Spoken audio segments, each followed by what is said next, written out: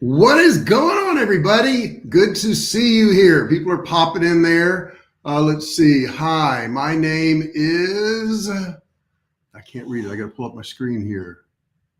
Esmail. Good to meet you. Good to meet you here. Man, I've been gone for like ever. I was in Italy. I was in Rome, Italy. Did a little bit of exploring there. Went down to Pompeii. Had a good time, I got to admit. But I'm ready for today, man. Today, we're going to talk about finding some products. I know that was like a big thing for me in the beginning. It's like, okay, I want to sell online, but what do I sell? So by the end of this session today, you're going to know what to sell, where to find the products, how to figure out trends, all that good stuff. But first off, I'm just so happy to be back, guys, and see you guys again. I've really missed you. The channel's been doing fine. We've been posting videos and doing all that good stuff, and our RPM is through the roof, guys. We're at $69 RPM. Now that should be on a regular channel, $8 to $12. We're at 69. Excuse me, that's my CPM. My RPM is at $37, which should be anywhere from $1 to $5. So I'm like blown away by that. And let me tell you what that's based on, so you understand what's going on. If you have a really high quality of people watching your channel, people that, they consider people who would buy products, then your RPM and your CPM go up. Your CPM is actually the amount per thousand that advertisers are paying on the channel. So you guys are valuable. I mean, like really valuable for people to be paying that kind of money to get in front of your eyes. That's some high value. So today we're really going to be concentrating on products. I want you to really be part of the conversation. Post in this chat section over here. I've got a iPad. Let me just show you here. See there, I got an iPad so I can look at all your comments, and I'm going to be commenting back and talking to you. This is really an open forum. Understand these training sessions are for you guys so that you can make more money online. This whole channel is based around, starting, running, and growing online businesses. So, if you're in that realm, you're in the right place, you're at the right channel. Do me a favor though, I am still trying to grow the channel. So if you would please subscribe. I'm like this far away from 7,000 subscribers right now. So if you would do that, I would really appreciate it. And also if you would turn on the bell notifications. You got to ring the bell first though. You got to turn on all those bell notifications so that every time I go live or if I upload a video, you'll know about it. And I apologize for, ghosting you guys, for a week or so. But the thing is, I had to take a little trip. It was my wife's birthday, so I bought her a trip to Rome. And here's a funny thing, guys. You're going to love this. I got back on Wednesday last week, and my luggage still is not here. Still is not here. Now, I've got one of those little tags, those Apple iTag or whatever you call them. So I know it's in Austin now. I saw it at the Austin cargo terminal this morning. So at some point I'll get my suitcase back. It's a good thing I didn't need the stuff in that suitcase because I'd be out of luck, wouldn't I?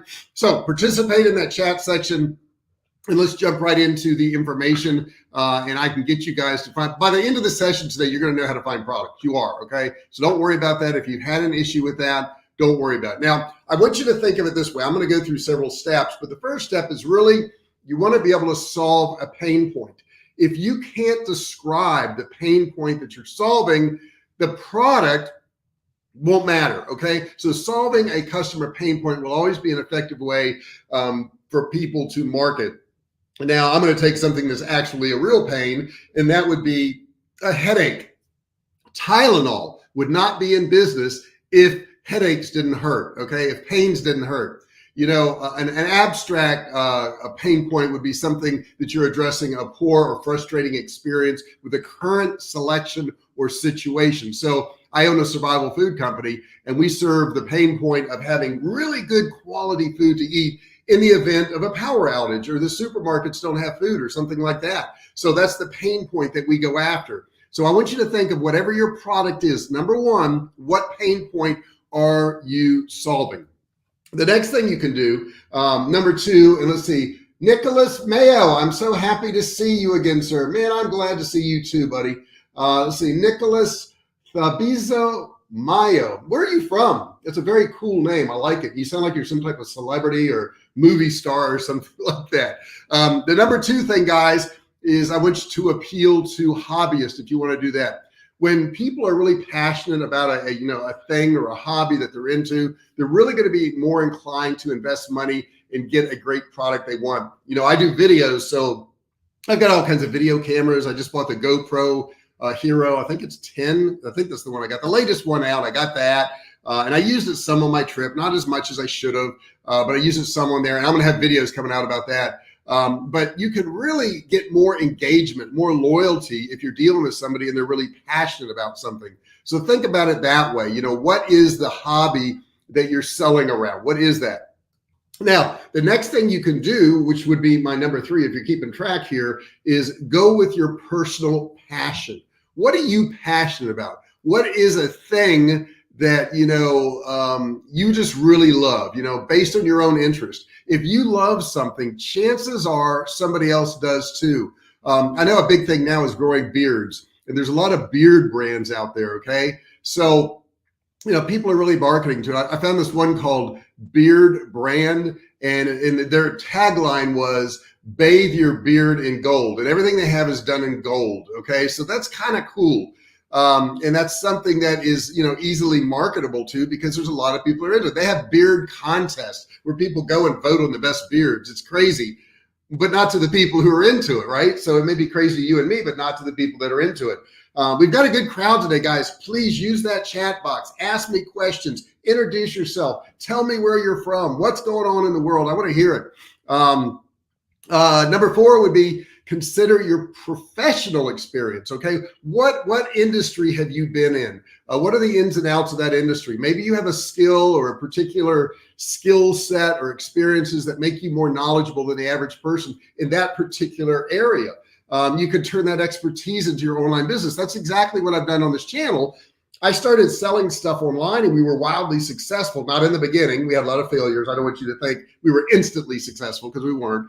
But I got really successful. So I turned that into another business where I teach people how to make money online. So what have you done that could be valuable to somebody else? Think about that value thing. What is that value expertise that you have? What are you doing that somebody else has not done or somebody else doesn't know about? Okay, what is that one thing? I want you to think about that. It's another way to find products. Now, before this session's over with today, I'm going to tell you exactly where to go to find those products, but I want you to kind of go through all these things first so you can kind of get an idea. Paul, what's going on, Paul? Paul's been talking to me a little bit on Facebook there because I've been in Rome. To those that chase their passion, it creates the energy and self-motivation to keep you pushing the needle to success. Yeah, and my passion really is making money online. I don't really spend money on things, okay? I mean, I have a nice house. I don't have that great of cars. I do have a deposit on the Tesla truck if it ever comes out. But if you notice, I don't have any fancy jewelry. I mean, the watch cost me a little bit of money, but it's more for, so I can keep track of things.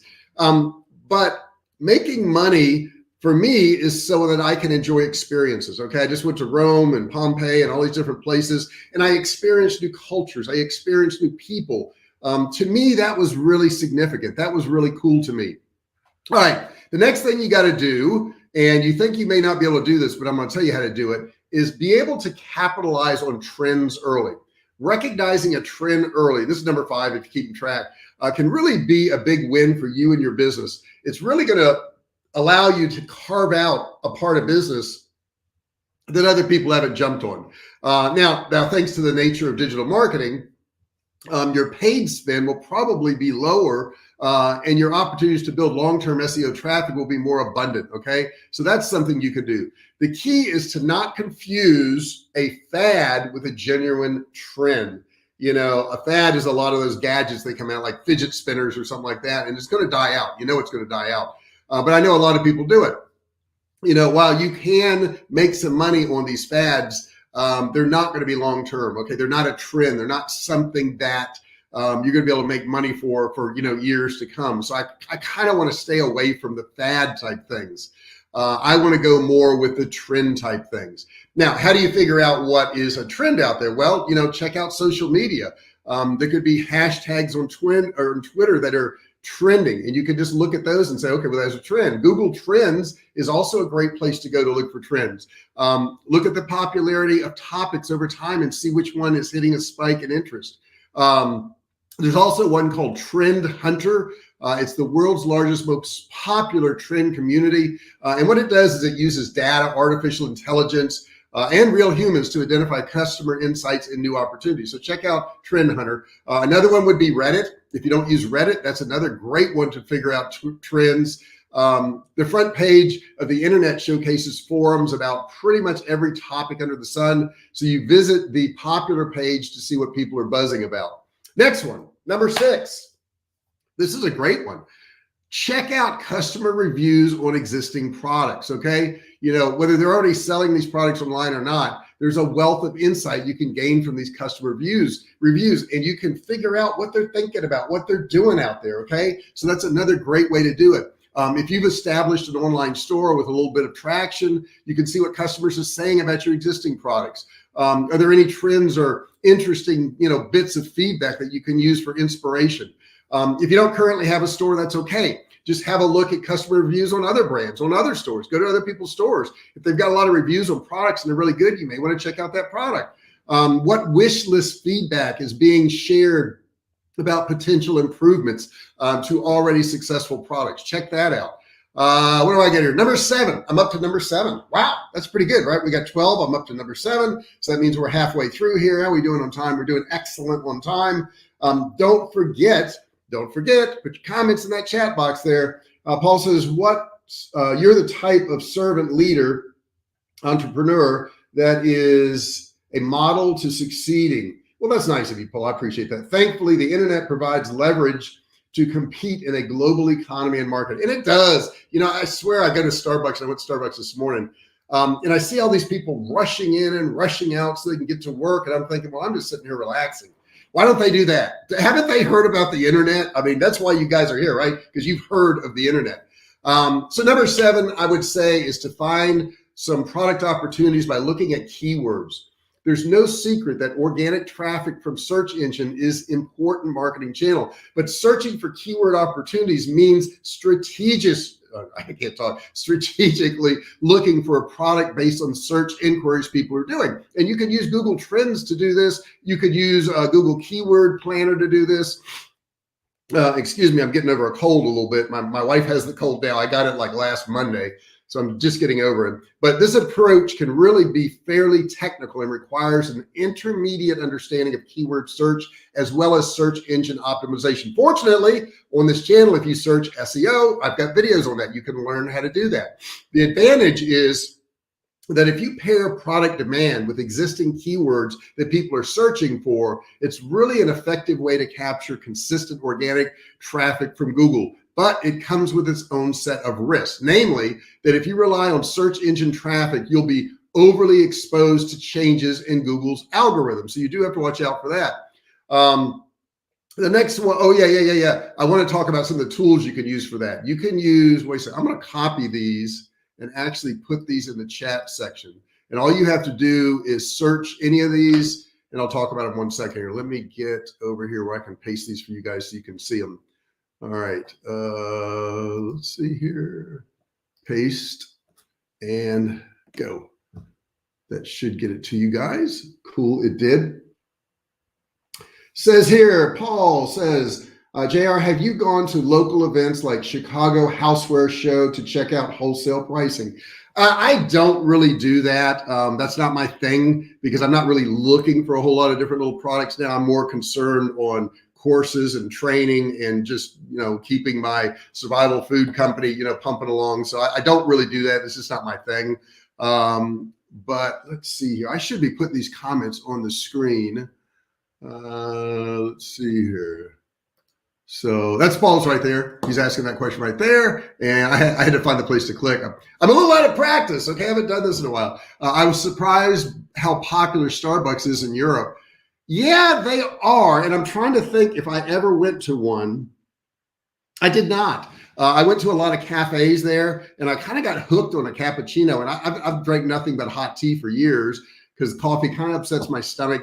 But the cappuccinos there didn't seem to, but they were small. They were like this big. And I came back to Starbucks and got one and it was like this big. And I'm like, I don't want all that. I want a little tiny one, which are hard to find. But I like the little tiny ones they had there, which was very cool.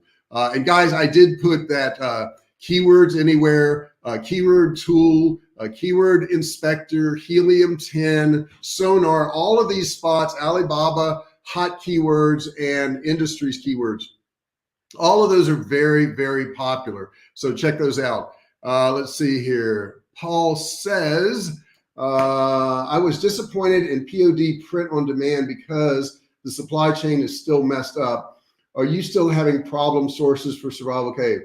I would say no at this point, Paul. We've pretty much got all of our supplies back.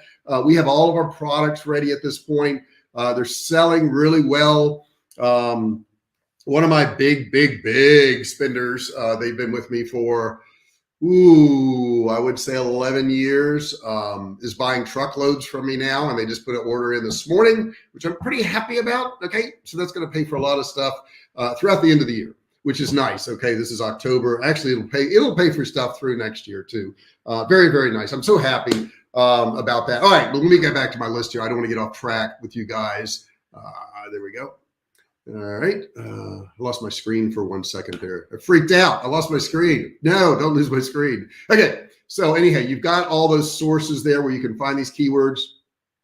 Number 8, really test before you launch new products. You know, as I've talked about before, real product validation only happens when money changes hands.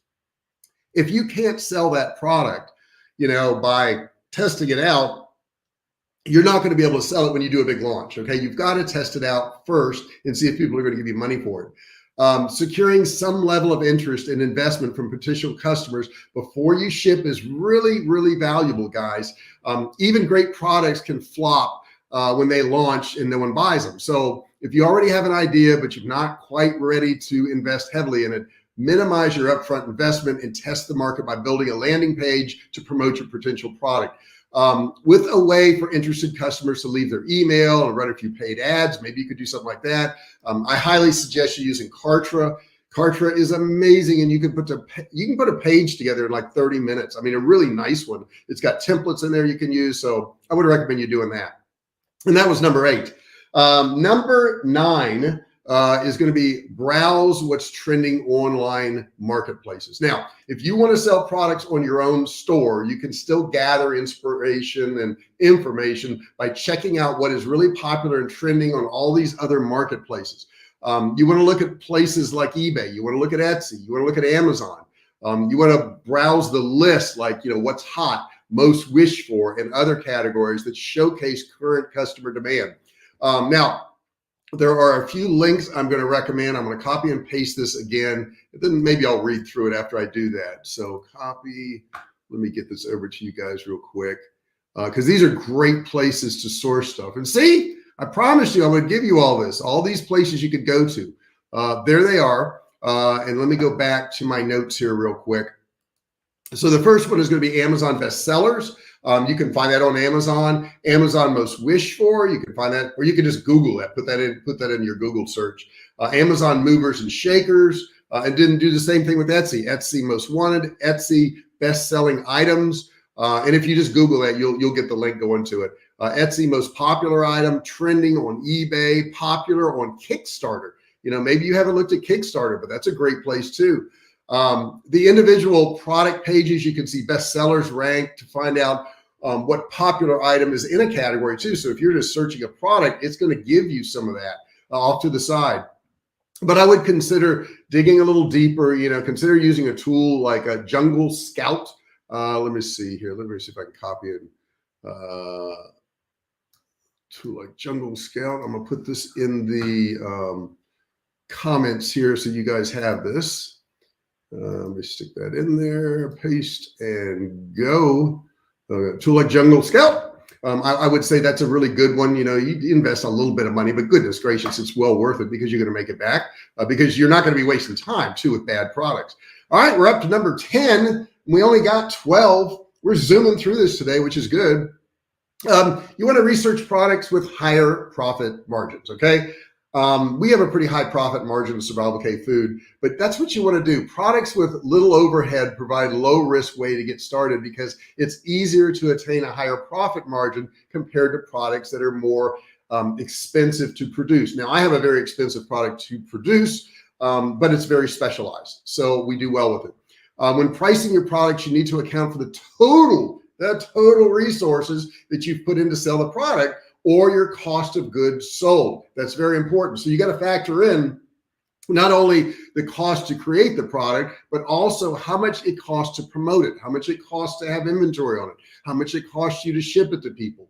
So look for low cost items that you can generate a high return on investment or your ROI. And remember, lightweight items will be cheaper to ship. We ship a very heavy item. You know, a case of our meat is like 27 pounds. That's a lot of weight.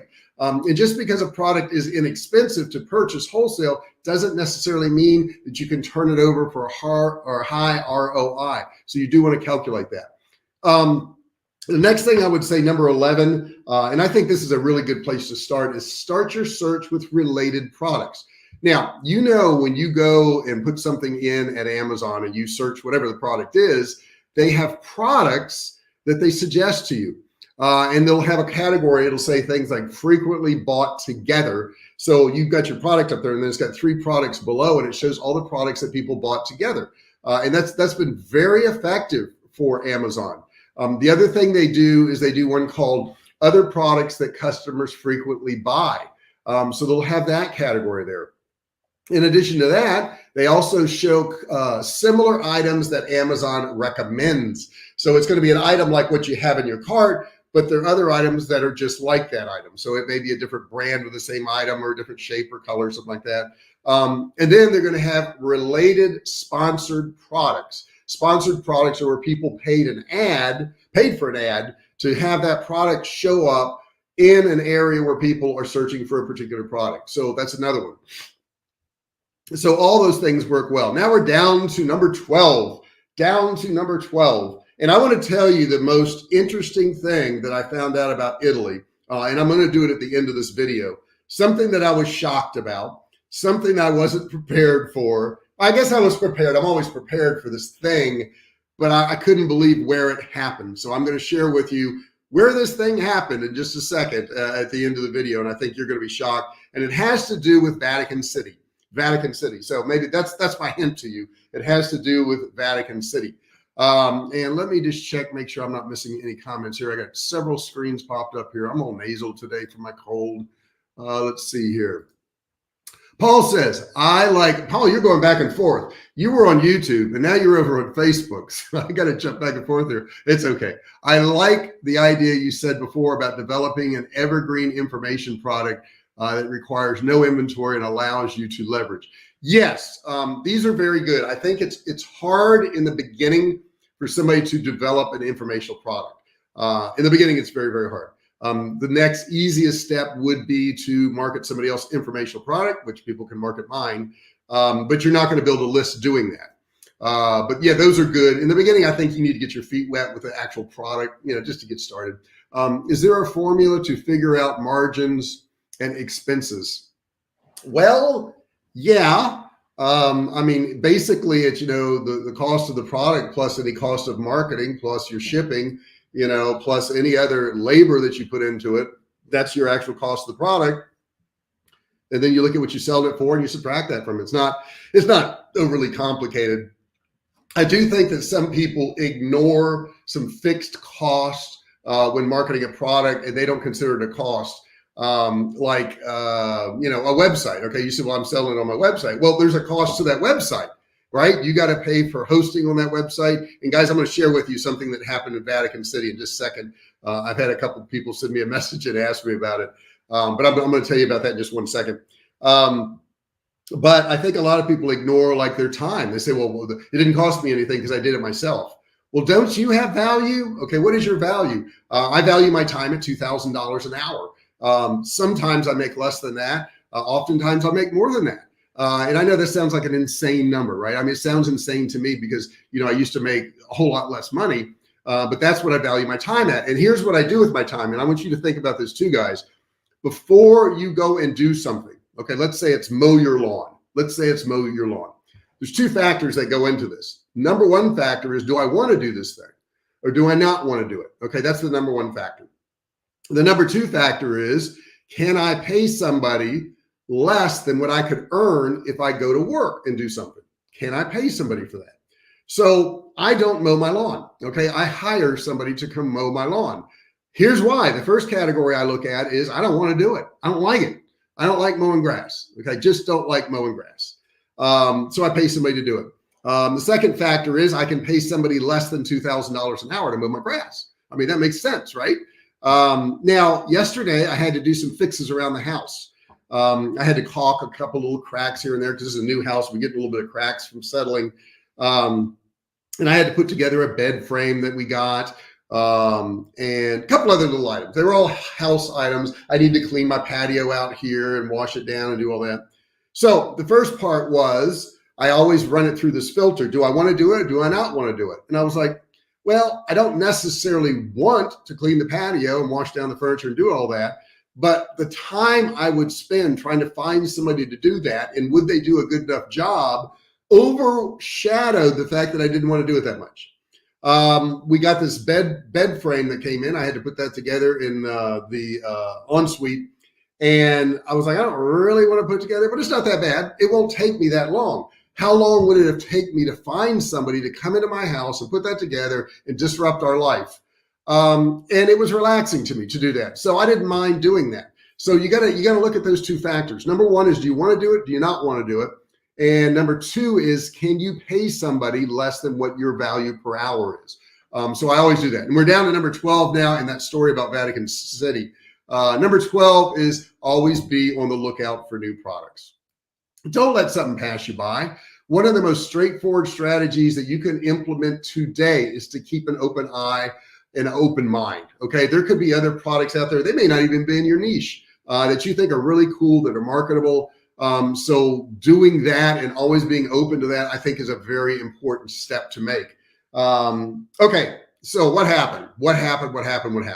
Now, understand, when I went to Rome, I was prepared. Okay, it's a different country, different things going on, but I was prepared. Since I like the idea you said before about developing. Oh, okay, I already read that one. Okay, I'm good. I'm good on that one. All right.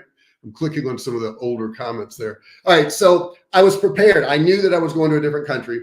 I knew there would be a language barrier. I knew, like, I could get in crowds in the street and people could try to mug me or take my stuff or whatever. And I'm sure people in Rome come to the U.S. and they're worried about it too. You know, it's not really any different.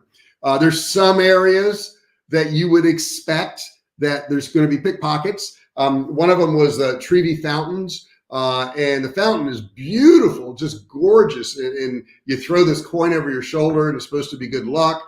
And it was packed. I mean, you're like wall to wall with people like this. So I had this over the shoulder kind of wallet backpack thing that I wore when I was over there. And it was all zipped up and it was against my chest. So it would be hard to steal from me in that. I expected that it wouldn't be a problem over there. However, when we went to Vatican City, we went on the tour of the museums. And you can't do all the museums there because there's 9 miles of museums, which is insane. But anyhow, we did the tour of museums. And at the very end of the museum tour, we went to St. Peter's Basilica. Now, if you don't know what a basilica is, it's a church, okay? But this one is huge. I mean, huge. And it has paintings of, Michelangelo on the ceiling and just craziness. And right before we went in, the tour guide pulls us aside and says, I need to warn you, before we go into the church is open to the public. You need to really watch your possessions because this is where most of the pickpockets are. I was like, what? Yes, in the Basilica in Vatican City is where most of the pickpockets are. This is where people are more likely to steal from you than any other place I went in Rome, was inside St. Peter's Basilica.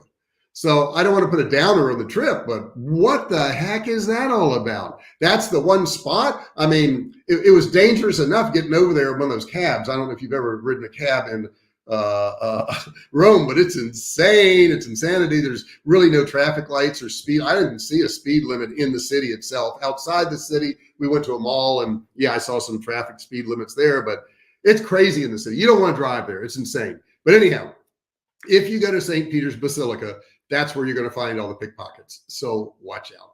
Guys, it's so good to be back. I will be back this week, and I'm trying to check. Let me check my calendar real quick. I want to make sure I don't have any appointments where I'm going to tell you guys I'm going to be here and then I'm not going to be here. Let me look. Calendar. There's my calendar. Do I have anything going on Wednesday? I don't see anything Wednesday or Friday. So I should be here Wednesday and Friday. I do have friends.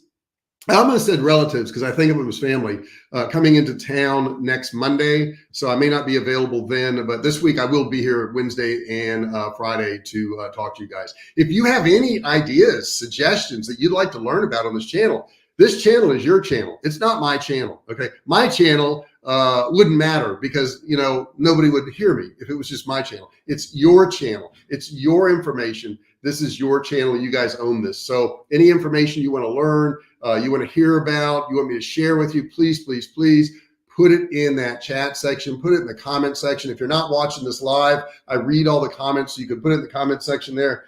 Anybody who's watching now has ever put a comment in, you know that I'll answer you. You know that it's coming from me. It's not somebody in my office. I always answer all my comments myself. So don't forget to subscribe. I hit it right, didn't I? 10:31. Don't forget to subscribe. Don't forget to ring the bell. Turn on all bell notifications so you're notified each and every time I go live or if I upload a new video. Paul says, have a great week ahead, gang. Paul, I appreciate that so much. Now you're back on YouTube. Look at it. Look at him. He can do 2 platforms at once. Let me just see where you are, Paul. I want to see something. Okay. All right. All right.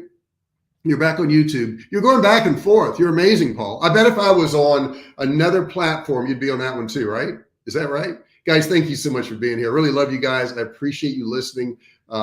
This is your channel. Please, please, please put any comments in there, any questions you may have, and I'm going to talk to you real soon. I'll talk to you Wednesday, 10 a.m. Central Daylight Time. Be there. Talk to you soon.